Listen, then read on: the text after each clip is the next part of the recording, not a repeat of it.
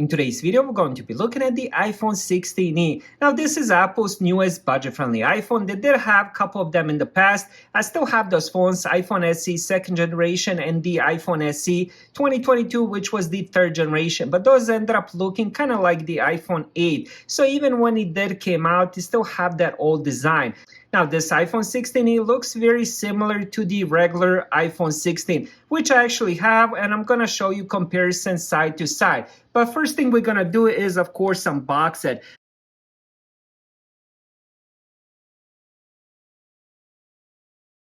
Now, when it comes to the colors, you're kind of stuck with two colors. They only have white and black. That's pretty much it.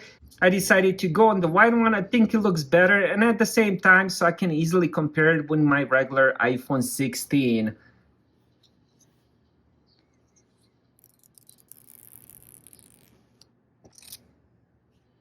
Now on the bottom, we have the all new USB-C for charging. We have speaker, then we have power lock button, and then on this side, we have the action button, which appeared on the iPhone 15 Pro and the Pro Max, and now all the 16 series have it as well. So that's kind of nice they included. One thing that's missing is the new camera button. So they don't have that. I'm going to show that with the iPhone 16. So that will be something that's missing. On top of that, it's missing the secondary camera on the back. So right off the bat, those are some of the differences. Now here we do have the cable, USB-C to USB-C braided cable. And then, of course, we do get some paperwork as well. Kind of a couple,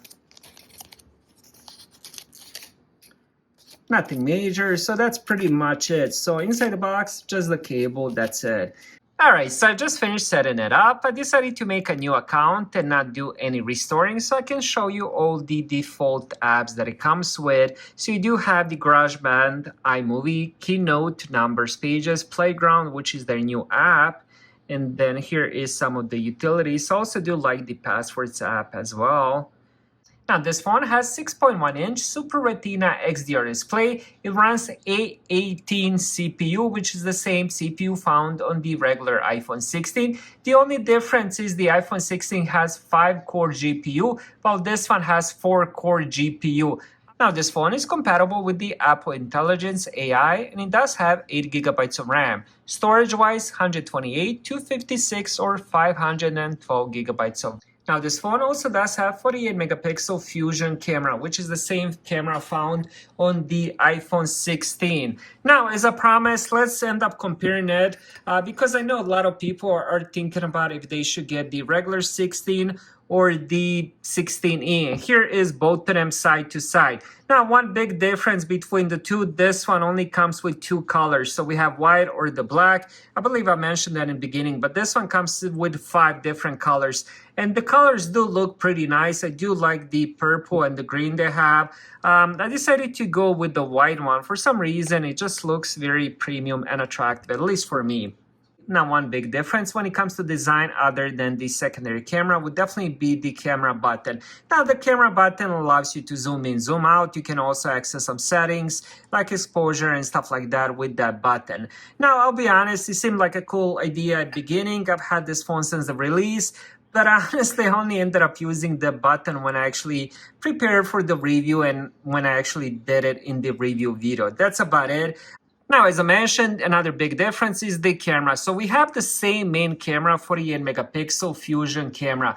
The difference is, of course, the secondary 12 megapixel ultra camera. Now, there's a little bit more differences like macro photography. We have spatial photos and videos, latest generation photographic styles and stuff like that. So there will be some differences. I'm not sure if that's going to be software related, but there's definitely some differences between the two.